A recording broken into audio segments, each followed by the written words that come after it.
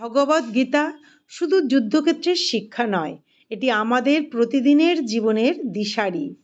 শ্রীকৃষ্ণ যে বাণীগুলো অর্জুনকে বলেছিলেন, সেগুলো আজও আমাদের জীবনে সমানভাবে প্রাসঙ্গিক। চলুন জেনে নিই ভগবদ গীতার 10টি বাস্তব শিক্ষা। কর্মে মন দাও, ফলে নয়। শ্রীকৃষ্ণ বলেছেন, তোমার কর্তব্য করো, কিন্তু ফলের অধিকার তোমার নয়। আমাদের জীবনে ব্যর্থতা সাফল্য দুটোই আসবে, কিন্তু যদি শুধু ফলের দিকে তাকিয়ে থাকি তাহলে মন অশান্ত হবে। বরং আমরা যদি নিঃস্বার্থভাবে কাজ করি, মন শান্ত থাকবে। আত্মা অমর, শরীর নষ্ট হয় কিন্তু আত্মা কখনোই নষ্ট হয় না। এই শিক্ষা আমাদের মৃত্যু ভয় থেকে মুক্তি দেয় এবং শোক সামলাতে সাহায্য করে। মন নিয়ন্ত্রণ করো। শত্রু বাইরের নয়, শত্রু হলো নিজের অস্থির মন। যে মনকে জয় করতে পারে সেই সত্যিকারের সুখী। সমতা বজায় রাখো। সুখ দুঃখ, জয় পরাজয়, লাভ ক্ষতি সব কিছুকে সমানভাবে গ্রহণ করতে শেখো, কারণ এগুলোই জীবনের স্বাভাবিক ওঠানামা।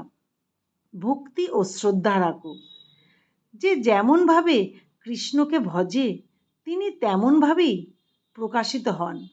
ভক্তি কখনো ব্যর্থ হয় না। আসক্তি ত্যাগ করো।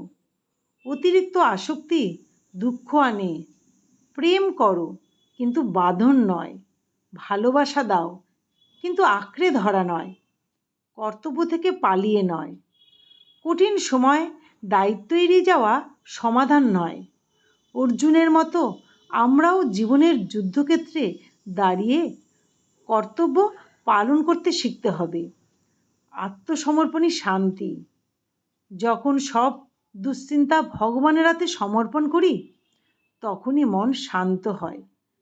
শ্রীকৃষ্ণ বলেছেন, সর্বধর্মান পরিত্যাজ্য, একমাত্র আমাকেই শরণ নাও। যোগক্ষেম বহম্মহম। যারা একান্তভাবে ভগবানের উপর নির্ভর করে তাদের অভাব পূরণ করেন তিনি, আর যা আছে তা রক্ষাও করেন তিনি। এ বিশ্বাস মানুষকে শক্তি দেয়। প্রেমই ধর্মের মর্ম। জীবের প্রতি দয়া আর সেবাই হলো আসল ধর্ম। শ্রীকৃষ্ণ বলেছেন, যে ভক্ত সকল জীবকে ভালোবাসে, সবার মধ্যে ঈশ্বরকে দেখে, সেই হলো সত্য ভক্ত। ভগবদ্গীতার প্রতিটি শিক্ষা আমাদের জীবনের পথপ্রদর্শক। যদি আমরা শুধু শোনার জন্য নয়, হৃদয়ে ধারণ করার জন্য এগুলো গ্রহণ করি, তবে দুঃখ কষ্ট ভয় অশান্তি সব দূর হয়ে যাবে। জীবন ভরে উঠবে ভক্তি শান্তি আর ঈশ্বর প্রেমে। হরে কৃষ্ণ। নমস্কার। ভালো লাগলে সাবস্ক্রাইব করবেন।